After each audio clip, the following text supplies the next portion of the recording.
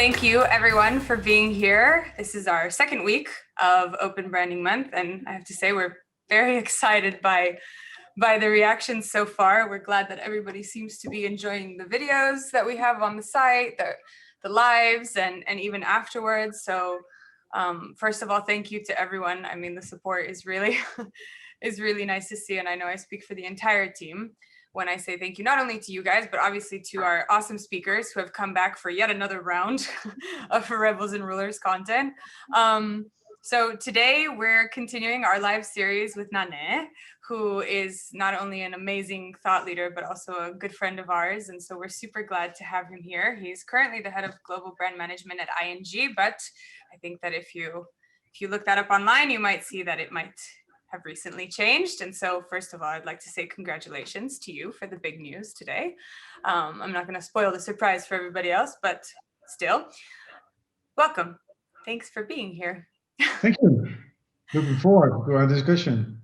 Yeah, likewise. So Nanne and I have had many a conversation about brand management. And so I think that you'll notice throughout today's discussion that there are quite a few things that we want to touch on, I guess, just because we found them to be incredibly important, not only to our debates, but to the ones that we have with other people in the industry as well. That doesn't mean that there's no room for other questions, of course. So please, as always, don't wait until the end. Just send in your questions through the Q&A function that you have here in Zoom or on the chat in Facebook, and I'll be sure to bring them in as much as I can throughout the conversation. So just don't hesitate by any means. But other than that, I guess we'll get started. So first of all, I'd love to ask you a very tricky question, just because I think it's a little bit pointed, but let's talk for a second about brand management as an evolution. So I think that many of the conversations that we've had, we've come to the conclusion that it has somewhat lagged in its evolution. I mean, we still use the same methodologies and books that we did maybe over 20 years ago. And I won't necessarily name which ones, but I think there are certain models that have been applied from brand equity to brand value to brand management itself throughout the years. And it doesn't feel like much has changed. Would you agree with that? And if so, why do you believe that has happened? Yeah, it's a great question. Thank you. I'm also very happy to talk in Rebels and Rulers again. You know, I was missing it after 2 years of presentations. Great this would have been your third. To share ideas. Yeah, I think it's there's a lot of factors basically playing into this. But if you look at brands, you know, popped up somewhere in parallel actually with the Industrial Revolution as companies started to sell their products and services. And over the last 100 years or so, I think the brand management as a profession became pretty mature. And I would say that all these big theories about brand management were all kind of written in the 80s, 90s or so, and then it kind of stopped, I would say. And obviously, you know, today we live in a world where everything is changing, almost. You feel it in every sector. And I think if you really condense it, I think, you know, the overall insight is that the way we defined companies and brands, you know, in the past is no longer functioning in this new world, right? With a lot of change, with big questions on the roles of brands in society, sustainability, about the agility and the ability for organizations to quickly move and connect to customer needs. So I think if you bring that all together, and also maybe adding to the fragmented media landscape, consumption, etc. So I think that all that leads to a question. So what is actually brand management? What is a brand really? Is it still valid, the things we were thinking in the past? Is consistency still one of the key drivers for brand management, or is it something else as we move into the future? And I think that's both exciting, because I think there's a way bigger role for brand professionals, but it also means that you need to leave your old ideas a bit and also be open to take actually more responsibility going forward. So can you talk to me a little bit about the trends that you just mentioned? I mean, did you feel like this year, for example, some of those trends pushing towards a new brand management model were heavily accentuated? Yeah, I think, I mean, what I found very interesting, specifically in the Corona period, was in March or so when it just started, and how everybody was struggling to find, kind of a relevant tone of voice, right? So, I mean, we at ING, our main direction for the brand is about freedom. So the whole idea of people wanting to make the choice to do the things in life that are important for them, the bank just facilitating there, and that has to do a lot with individualism as a key concept. Obviously, this is changing a lot. Sorry, my computer is in hibernation mode at the same time. Obviously, this is in COVID. It was all about togetherness suddenly, right? It was all about keeping each other safe, etc.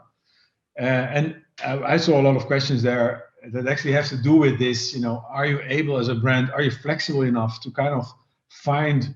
Can you stay relevant if things are changing so quickly in your context, or are you suddenly trying to be something else, right? You were one day about individualism and the next day you're suddenly about harmony or something, right?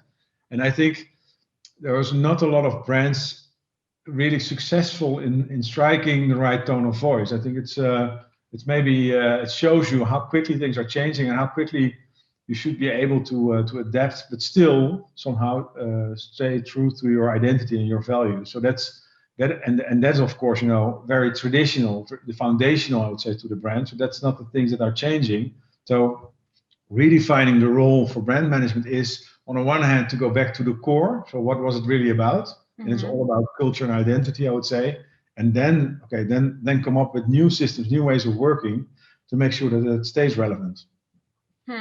And so for you, for ING, because I think from what we discussed, if I remember correctly, you guys were kind of right at the cusp, or you were right in the middle of a launch, basically, of this messaging, no? Right when this happened. So how did you deal with that, given that the context shifted so dramatically out of nowhere? I mean, maybe we can talk, I think externally speaking at first, and then we can talk about internal. Yeah, I mean, it's. We launched in January our new global, ever first ING tagline: "Do your thing," which is all about freedom. But yeah, if you're confined, obviously, how much of your thing can you do actually? Yeah. So and as we all know, that really getting all hands together on a new brand direction, specifically in a global organization, that is a lot of work. So it's not easy to get there if you want to really. Also in my context, on the one hand, give a global direction, but also make sure that you're relevant on a local level. So obviously, the first weeks of COVID, I was horrified basically about, okay, shit, now you have it. We had a great brand direction and now suddenly everybody wants to go left, right? Yeah. And actually there were some discussions, there were some noises in the company, the skepticals, I would say, about, is this still the right thing for ING?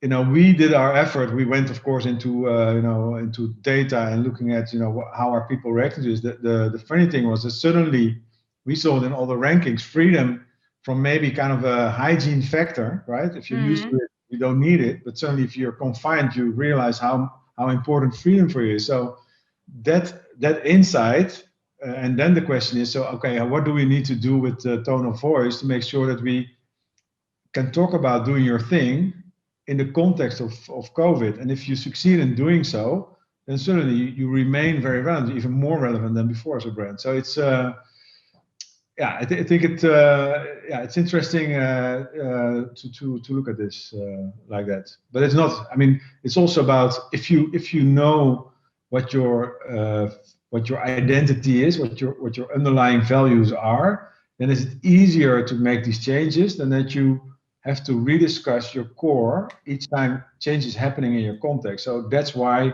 you really need to bring it more than ever together in the brand. And it's not only about advertising and campaigns, it's about every aspect of your organization. So that brings me really nicely into, I think, one of the, let's say, larger discussions that we love to have, which is around what we call transformational branding, and let's say, maybe you can explain to the people that are watching what you believe the role of the brand to be in business transformation, and how you see transformational branding as, I think, one of maybe the greatest opportunities stemming from our industry at this point in time and moving forward. Yeah. Yeah, I always like to bring in the example of one of the oldest brands in history. It's interesting to, if you think about, so what is the oldest brand? So one of the oldest brands is actually a hotel in Japan. And they go back, like a few thousand years, right? So it's many generations. It's a family business. So how come that this business succeeded with all the changes that you have had over such a long time frame?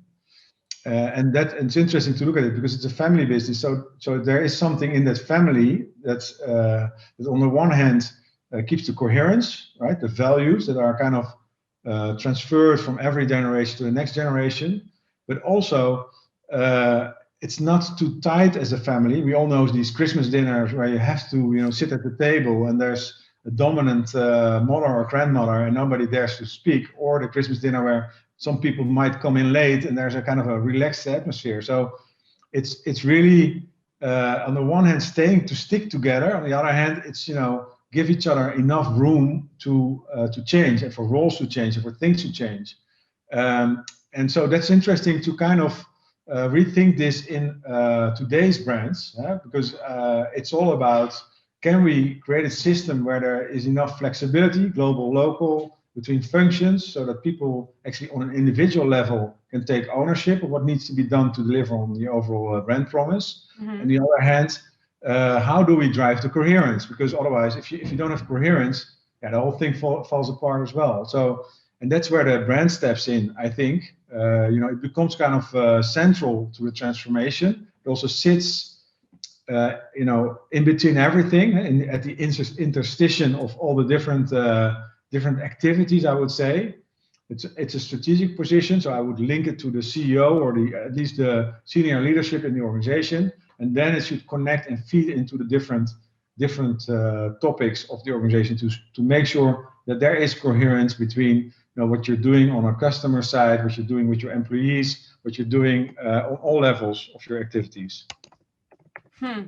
See, this is interesting because you said something now very similar to what Colleen was saying from Interbrand last week on Friday, when we kind of reached the conclusion that the brand is almost like the dark matter in the universe. It's like it sits in between everything that you actually see, like all of the activities. Very similar to what you're talking about. So I feel like we're onto something, but that's fine. We can talk about that another time. Right. But then I have to ask, and I think that this is maybe something that a lot of people are asking. Does that mean that when you are attempting to transform your business using the brand, is it more about strategy or is it more about culture? Or can you not choose between the two? No, I think it's interesting to know. So the saying is, culture eats strategy for breakfast. Exactly. But the idea, I think, in the old ways, the old brands, I would say, it was all about, okay, you do your analysis, what the customer needs, and you make your plan, etc. And then you change the company, you change divisions, try to change behavior, try to change the culture in the company to deliver on the direction. And often, that failed because, the senior management made great plans, the analysis of the market is all great, but they failed to kind of bring people aboard on all levels of the organization to make sure that you had that buy-in. So I think that's the old saying. I think if you look at culture is actually a shared learning process. So this is what people the organization has become successful, and it's because people work together, and from the foundation of the company, people have found a way to together to deliver on where they are today. And so it's not about changing culture. It's not about strategy and culture. Strategy is embedded, or it's kind of like the yin and yang, completely connected to culture.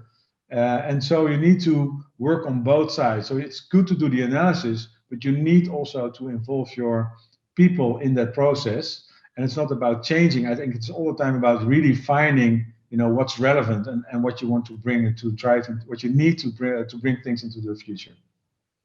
So then when we talk about culture, I'm sitting there thinking about some of the, let's say, the results that come out of the process of defining your culture. And I'm wondering how how prescriptive can you be then? I mean, what are you simply building, what does enabling internal, the internal group to learn together and to grow together, what does that look like? And maybe even from your own experience at ING, trying to, figure out what the right culture was, or identifying what it was. What does that process look like a bit? Yeah, I think you have to involve. I think actually that the truth is always in your organization already. So it's not that there's only a small group of people who know things. It's even if you bring in McKinsey or something to really figure out strategy, what do? They start talking to people in the organization, and they do a good job in just writing down what everybody's saying. So the truth is in the organization, and that goes from the person who picks up the phone in the call center, talks every day to customers or unhappy customers or happy customers, to somebody in the so everybody knows what's going on, what needs to be changed, how things can be improved. So it's very old-fashioned to stay away from that, specifically when that we want to move away from the top-down hierarchical process-based organization and want to move to something that's flexible, that's innovative, that is very responsive. That means that you need to tap into the individual power, the individual brains of every person, creativity of every person. Well, of course, a manager would say, yeah, but that's chaos. Everybody just starts saying what they think, etc. How do we organize all this? So it's not that we go into a complete anarchy, I would say. No, you will still, from a strategy point of view, from the organizational structure point of view, do your analysis, but you need to organize a process that you can really tap into the resource, that you can let people participate in the process, because the journey is way more important than the outcome. It's if you want to use your culture to change, then you need to really get people involved in that process. Do you have any examples of how you guys have done that at ING throughout this entire, let's say, campaign build and all the work? I mean, the years that you've been there, this has been kind of very central to your focus, no? I mean, I think I was listening to a podcast this morning. I think the easiest way, of course, is if you have 50,000 employees, you need to find a structured way where you ask people for their opinions, and in a most classical form, I think that would be a questionnaire or something. Well, I think you can also do a lot with these questionnaires to make it more fun, and actually apply a lot of techniques that we apply in marketing internally as well. If it comes to, for example, we did things at ING where people could choose celebrities, like who is the most closest to what you would like ING to be, or there's different techniques that you can use. Sorry, my computer goes into hibernation mode again. I must be telling boring stuff. Not at all. No. So there's different techniques.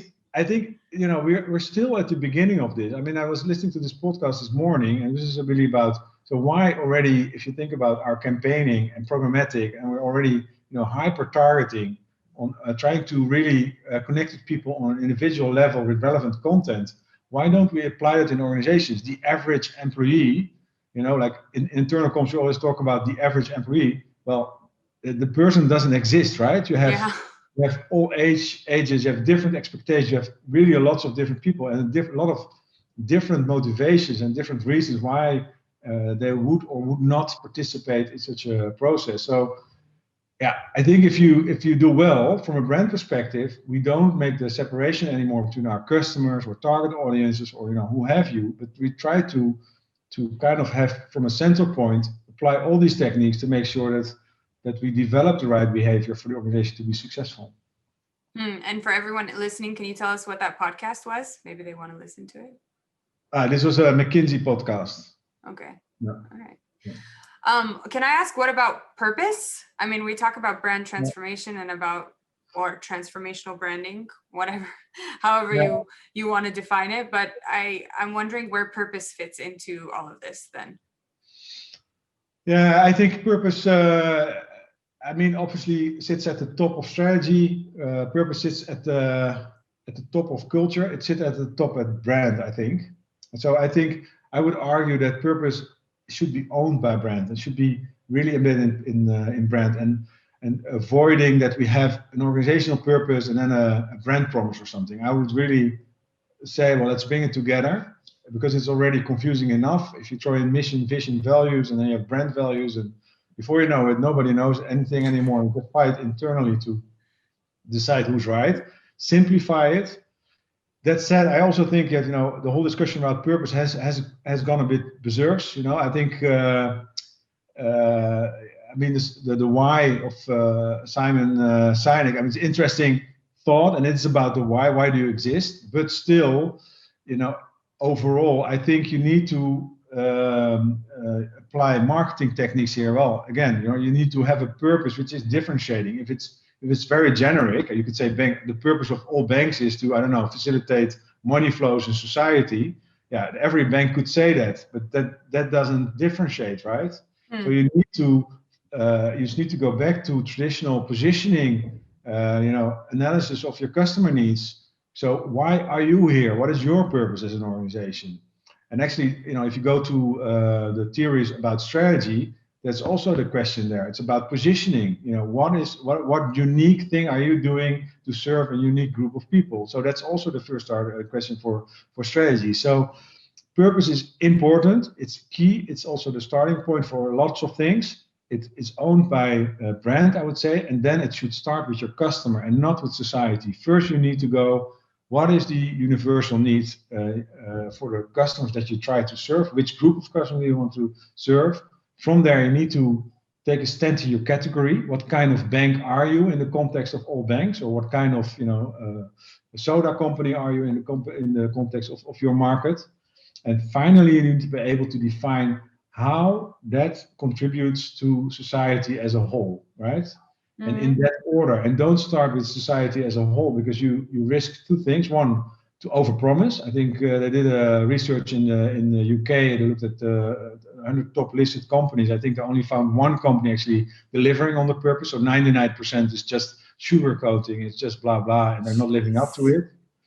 And the other thing is, you also risk of having a very compelling story about how you're going to improve the world, but your customers might be very unhappy because they just want you to pick up the phone and to service them on whatever need they have. So I think you need to find that balance as well. And I think there, again, the brand has to play an important role.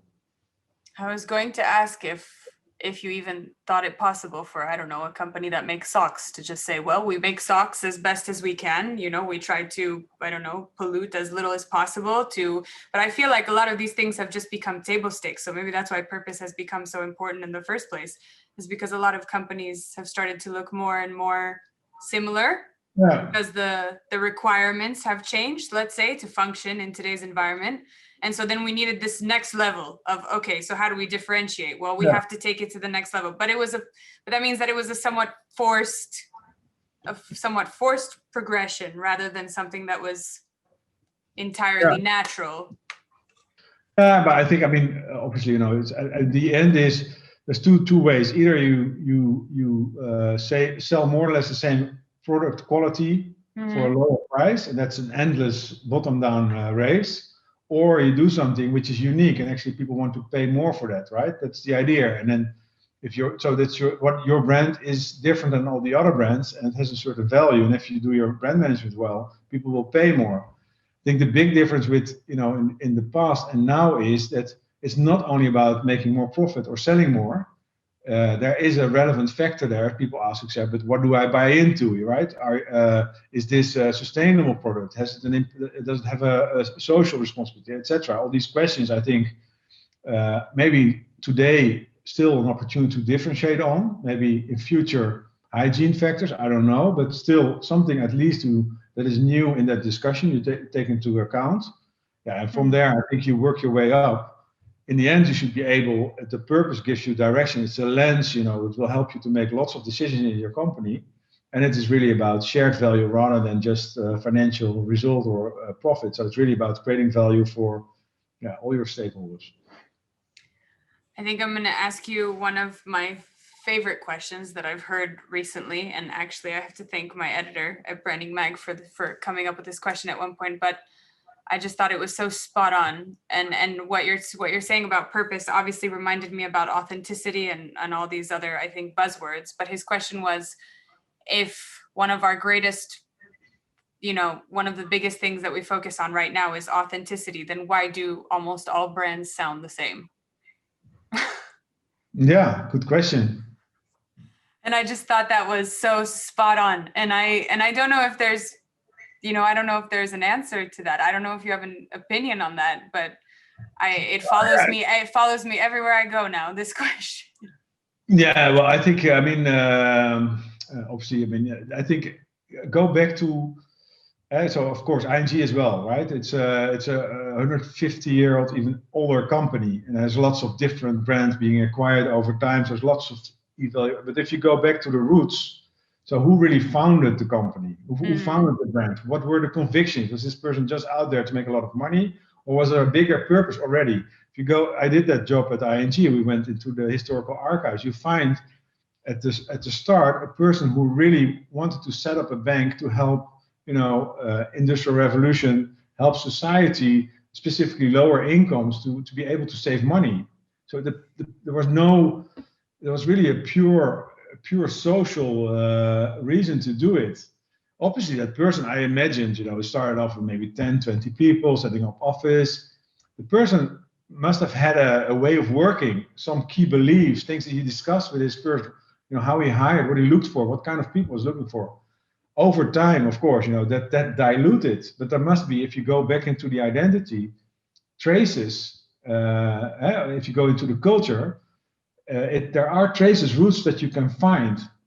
I think if you do well as a brand, is that you say, okay, we're now in today's context, so we need to rethink ourselves. We need to rethink identity, and then you try to find, and that's what the authenticity is, to really go for this. Are there still traces to be found from original ideas from the founder, things in the past that you can make relevant again in today's context? And obviously, and from there, I think it's also about creativity and daring to step out, to stand out, basically. And then again, there, I think there's nothing new. That has been always the case. The difference is that I think it's not only, and it's also maybe already everybody's thinking, it's no longer just about the campaigning. You need to find evidence in the business. There needs to be an overall intent to deliver on that promise with purpose.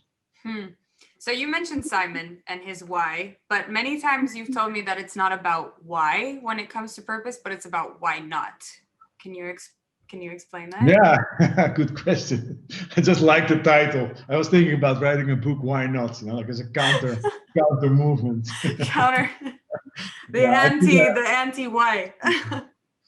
Yeah, the why not, what I mean is that purpose has gone a bit crazy as well. And I really think that, and also could be, if you continue only asking the why, you don't move, right? In the end, it's like, what, but why? And in the end, you become in a very generic domain, which is, I think, good to rethink. And in banking, specifically, when in 2008, after the financial service crisis, there was an identity crisis. People had to really think, but why were banks in the first place there? Was it, people lost an eye on the role of banks in society? I think that is a key relevant question. But at the same time, you need to also move on, and also think, it's also about again, just making sure that you do something which is unique, that creates value for a specific group of people, and that will translate in your brand strategy. So that's also this why not. So whose responsibility is all of this? I'm thinking, okay, ING has head of global brand management. I think that's a little bit, that's somewhat clear. But then who else do you work with? Or in organizations where maybe there isn't such a clear leadership role for brand, who's supposed to be taking care of all of this if brand is so centric to transformation? Well, you can't do it alone, for sure. Huh? So that's, I think, in the end, I would say, you need to connect key functions in the organization. You need to create an alliance, basically, in the company. HR, for sure. I think it needs to go into marketing or product development, for sure. you need to really connect also to the most senior leadership, because it's really about, if you talk heroes, you need people to set the example. Communications, if it's not integrated with your brand function, I think it's also strong. You need to amplify your story. It's a lot about storytelling in and outside the organization. That's the messaging.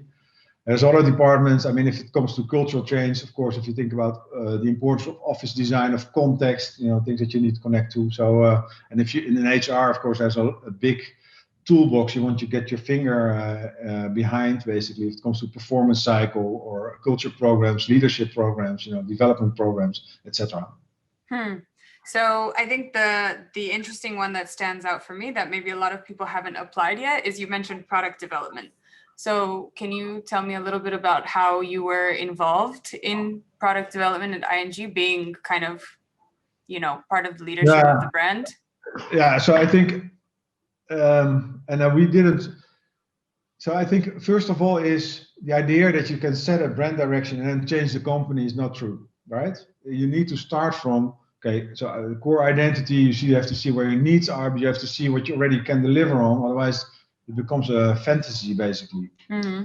The good thing about ING is that if it comes to customer experience, whereas a lot of banks, are struggling with the topic, most of our markets, we're pretty excelling competition. The whole customer experience is very close. So we in our purpose, we say we are an empowering bank, but the reality is that we are pretty empowering if it comes to our services. So it's not that you need to start a program that can let's now we say we are empowering and now let's go into the company, make sure that we're empowering. No, it's not the case. What you can do then from a brand perspective is to go deeper and also fact-based in terms of, okay, so but what do we mean that empowerment? When do people feel empowered? It's not all functional. There's an emotional side to it as well. And can we, if you go deeper into research, can we really find those triggers in your daily banking that actually trigger that emotion? It's not only communications. It's your campaigning, it's experience. When you open the app, it's kind of the whole thing. So the sharper you get that, then you can. What we are doing currently at ING is really creating a value proposition for the whole retail business, and then go for each product category. Say, well, look, this is the promise, this is the brand promise, this is what it means for mortgages. This is our, the problems people are struggling with. This is what we see as universal issues across our markets. This is maybe very local. So you provide that framework to the different units in the organization, and that creates already a lot of clarity, that you bring that clarity. Otherwise, discussions would take place at maybe 20 different places across all our markets. You create the clarity.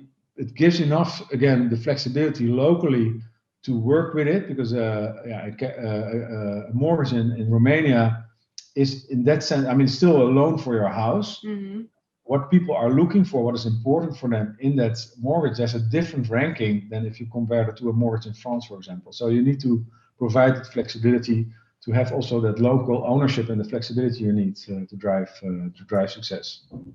Can I ask you if you're trying to maintain this coherence, and I think maybe the next question we should just mention, the difference between consistency and coherence to make sure that everybody kind of understands, because we use this term very fluently, let's say, but maybe some don't understand. But first of all, based on what you just said, and to the extent at which the brand needs to reach, do you ever feel out of touch?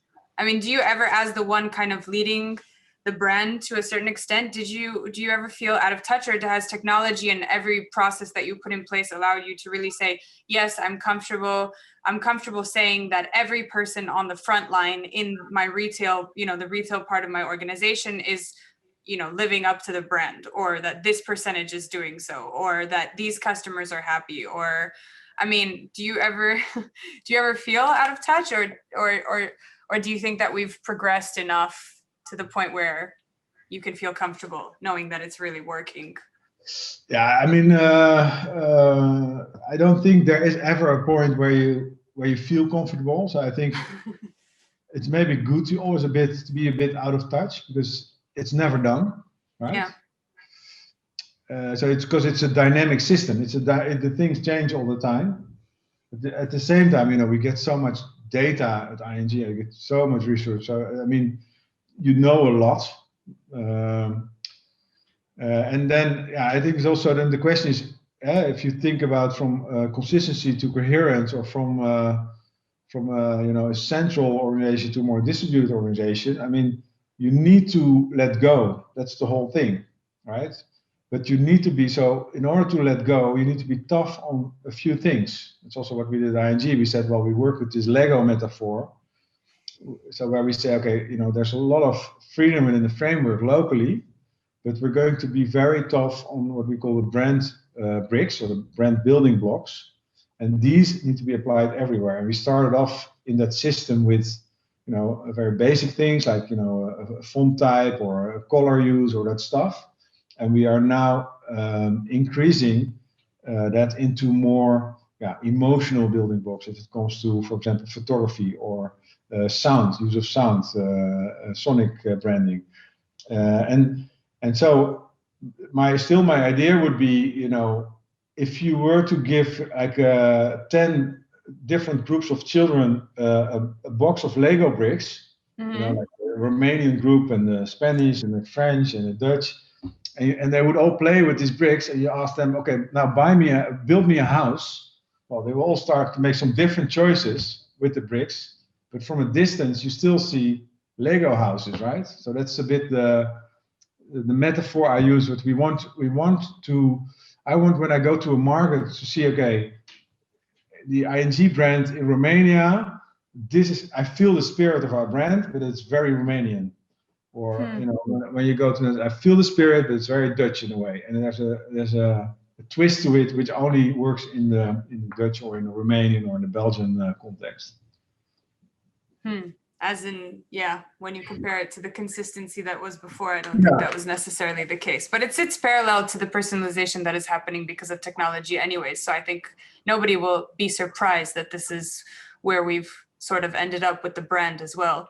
There are new techniques popping up now. I think interesting is for ING, we decided to have one style of photography global.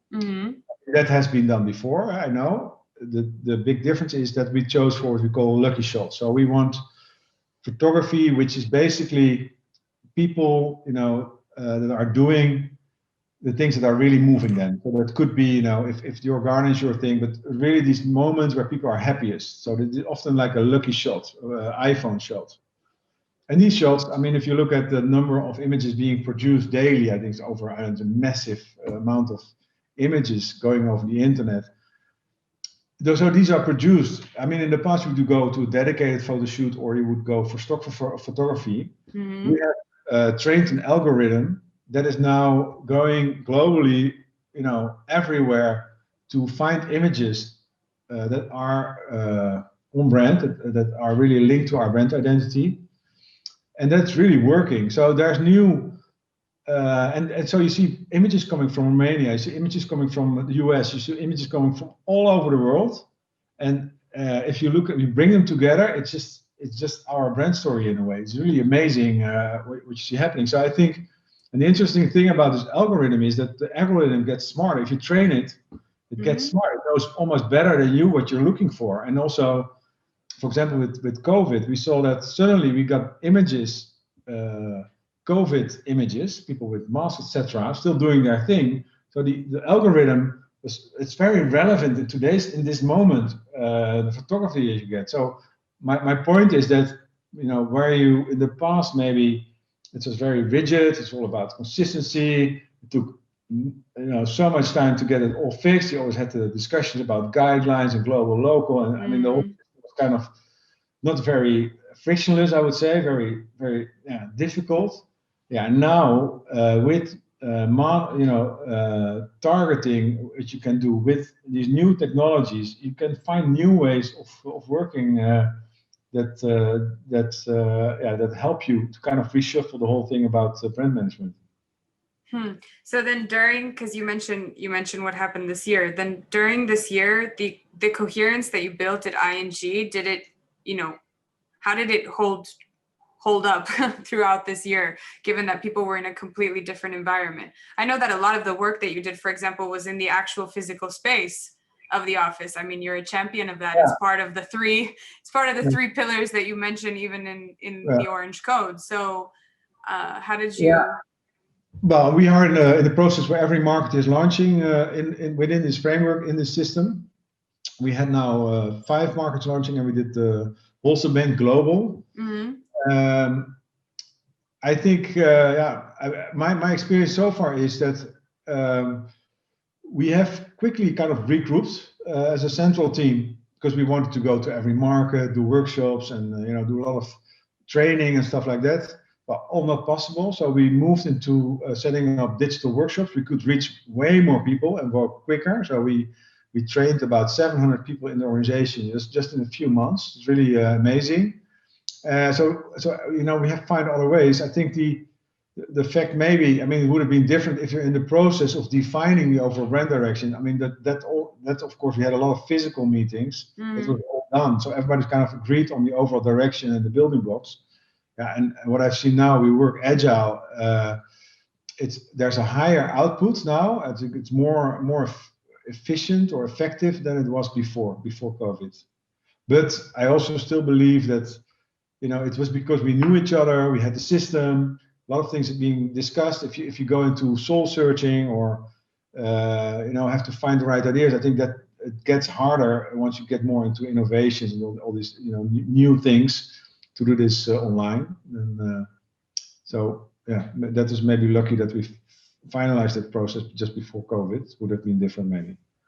I was going to ask if you found that there were any strong inefficiencies because of what you had to do. Because I think there are maybe few big brands, at least that I've spoken to so far, that were in the middle of something so big and so transformational right when this happened. But I feel like having to shift the way you do things at such a large scale so quickly, you must have found some inconsistencies or inefficiencies that ultimately might not change after this point. What I think in the old model, so the central, decentral discussion, right? Specifically marketing communications. Yeah. So there's always a fear locally that central takes over, takes control, or everything will be centralized. I don't have any room anymore. It's not relevant. All these discussions. The process we are in, we say, no, yes, we need to work differently, but it's not about moving from decentral to central. We need to go to another system, and that system is way more. Yeah, it's more distributed. It's a shared responsibility. Yes, there are a few things sacred and holy, and nobody should be able to. But we need to give you the room to do your relevant thing. So we need to learn, and so if you think about shared learning, I think again here you need to go together into that process, and you have to leave the idea that you are immediately in utopia, that everything is on brand and everything is perfect and we are the best, etc. No, it's a journey. Hopefully, you start off with the right idea that has enough mileage, has enough power to be executed in the right way. But then you have to also give everybody responsibility in a way to experiment, make mistakes. And so, and that process is a difficult process, both for if you're in a central or in a decentral role, because everybody wants to do the best. It's very hard to comment on each other's work, etc. So I think that's something that we encountered specifically after the launch with some markets in the process, and that it's a bit you need to be able to facilitate that shared learning. I think you want to group all the markets to have in the end be able to tell from a campaign from Romania or another country, well, this one is really on brand, this is maybe a bit off brand. But you need to have that consciousness as a group, I think, rather than just a few people in a central function that become the judges to say, good or bad. I don't think that's not what you're aiming for. But that is a process with some learning, with friction, with discussions. You have to be able to. There need to be enough trust and safety in the group to be a bit tough. Otherwise, you keep pretending that everything is great and everybody just doing their own thing. No, I think that's a process, and that has become a bit harder, of course, in a digital, virtual context. You could really also have a meeting and then have a dinner afterwards, or go into a bar together, and also laugh a bit about, sometimes in these business meetings, things can get a bit tense. You don't have a lot of room to kind of let out the hot air here. So I'm waiting for the moment when it becomes acceptable for me to share a drink with the speaker that I'm doing the live with. So far, it's not, I don't think we're at that point yet. But I was going to ask you what kind of feedback systems you have in place for people internally, because I assumed as much that openness and things like this were important to the process. And I think that, and I don't know if there are other things that you feel employees need to feel in order to, to be able to uphold the brand and really feel like they can make it better, or they can sustain it. I don't know if you can tell us more about how they interact with each other, or with with leadership, to be honest, to give any sort of feedback. Yeah, I mean, I think the culture is agile way of working, and so there's a lot of things that already, it comes to continuous feedback to your employees, is part of the culture at ING, I would say. I think one of the things that we didn't do yet, and that we will start doing next year, is really setting up, internal branding or brand ambassadorship program. It has become harder, I think, with people, everybody at home. It's hard. I mean, you mentioned office. We put a lot of time in really designing an office space that is kind of, your context is really important for your behavior. So if you want to nurture a certain behavior, you need to think context. And that's also where, as a brand manager, we really got involved with real estate, designing the campus, designing even with the architect, doing pretty harsh interventions in the structure of the building to make sure that we create that context. Yeah, now everybody's sitting home and you have no idea anymore of the context people are working in. And obviously, if you know what the impact of context of behavior is, I think it's kind of a nightmare. And also that's why I find it very hard to believe that people will never return to the office anymore. I think we will get back to the office. We'll have to get back to the office. So if it stays longer, we stay from home, I think we have to start rethinking how can we get our finger a bit on the context people are in. I mean, we are now experimenting with streams backgrounds that are branded or so. But yeah, I think it's a new question.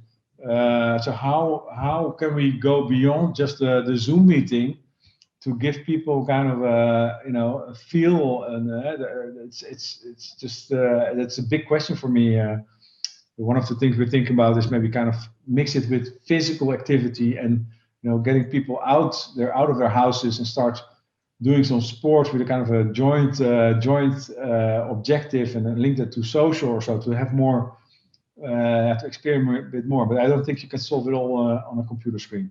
Yeah, I remember at the beginning of COVID, or somewhere recently afterwards, you told me that you guys were kind of sending your employees these almost like care package, like ING care packages, but they weren't necessarily care packages. That's what I called them. But it included things that you could use to decorate your space to make it feel more ING, so that you don't feel alienated in any way from the larger group, let's say, or the brand itself. And I thought that was kind of neat. I mean, given how it's the beginning. I hope I'm sure that once this is over, people will get slowly back to the office, and I wouldn't be surprised that although most people are saying 50-50 now, well, I still have to see it. I think in the long run, don't underestimate the power of the building, of the office for somebody told me that even the vaccine for COVID is invented people physically together in a room. They could have never invented the vaccine from their homes, right? So that's a bit that I think says it all, basically. So then, is there anything that we haven't mentioned yet that you believe is key to sustaining, let's say, the brand that you put in place long term, in either internally or externally, for it to survive? Yeah, I think that one of the things is relevant, that is everything that is so that ING, we're talking, okay, we're evolving into an enabler brand. What is an enabler brand? I think the best examples are those brands that are born actually completely digital. And there the question is, what are the boundaries between, customer experience, user experience, identity? It becomes something else, I think, in the end. And that means, at ING, you saw that, for example, user experience is a domain that kind of developed from the IT department, because they were the ones that were developing the apps, etc. But in the overall experience of the brand, we have now, almost 98% is digital in our customer interactions in some markets, and over 70% is mobile. So your brand is your app, all right? And this is a different department, but it's actually having such an impact on the experience overall that you need to rethink there as well. So can you still separate brand, where we say in the past, from design, from actually, the apps, and go deeper into the application as well? I think also there, again, you need to figure out what this means for us. And this is still, we're still having mobile phones, but I'm not sure we still have mobile phones in 10 years. We have been experimenting with voice. Think about your Google Assistant or whatsoever. I wouldn't be surprised if your bank is a voice in 10 years' time. You have something in your ear, somebody talks to you, that's your bank. That is the brand basically talking to you. So, and that's not that far away from where we are today. Obviously, this is different in every industry. If you're still making tables, I don't think the table will be virtual, still have a wooden stuff delivered to your house. But you can see there will be aspects of it that you need to start thinking of. Yeah, I was going to ask if your balance, let's say, between long-term and short-term has shifted in recent months, given everything that's going on, especially at ING. I'm not entirely sure how ING sees the opportunities that might have arisen from all of this. I'm assuming that long-term thinking, like what you were saying, is something that you guys did quite a bit of, but I'm wondering if it changed. Yeah, well, I think long-term is there. The direction is clear. I think what changes are now in the short term, again, of course, is less resources, obviously crisis, and all these things. So it brings a lot of disruption. It kind of feeds into the companies forced to make choices. It comes to innovation, etc. I think there is a sharper discussion on, okay, what is really, knowing that this is the long-term objective, knowing what the context of today is, what is really priority now, and that it shifts a bit to making sure that we manage this crisis compared to, I don't know, thinking already far away into the future. That's also for sure. But I still think it doesn't change the overall. It shouldn't change the overall. If you have a good analysis and a good purpose and a good direction, it will help you to manage the short term.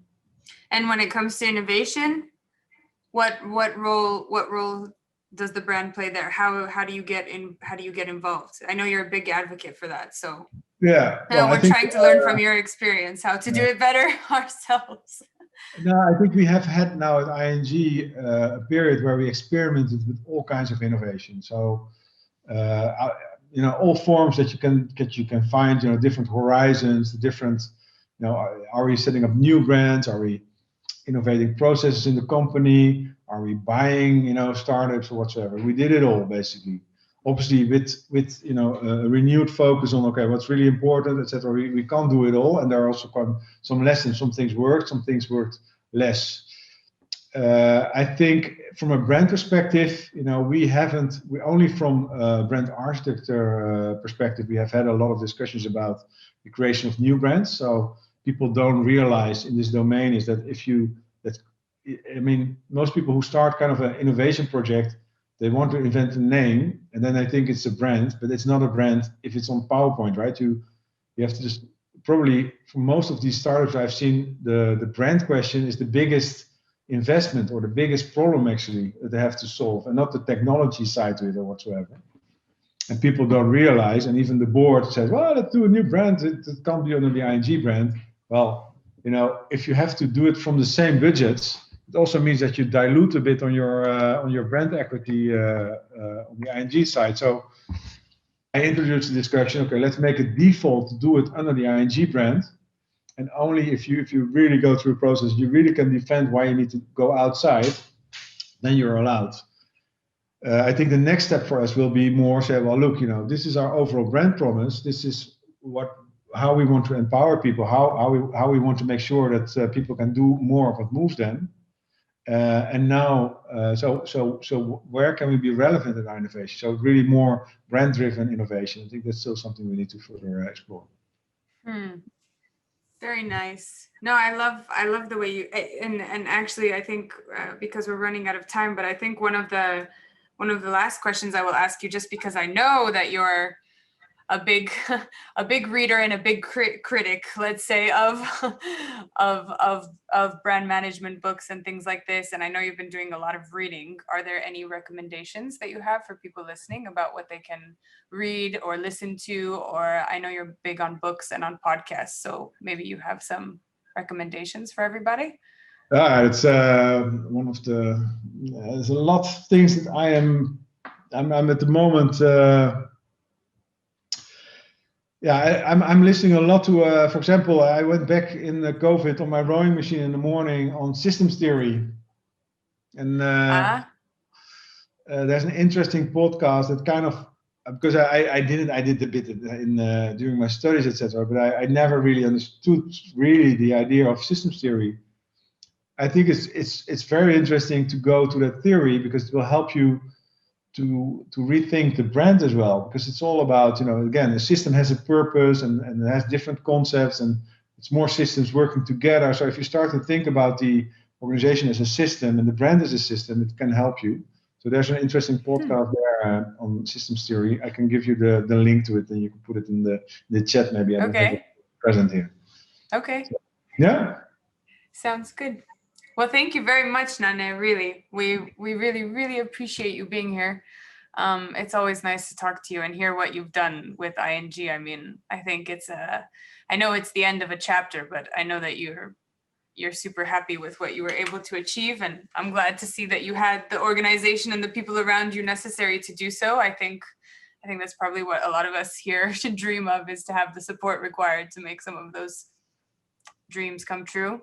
So I congratulate you. I thank you. I think everybody probably would love to hear more from you. So I don't know what else to say. I mean, guys, thank you again for joining. I know there were quite a few people here, so I'm always happy to see it.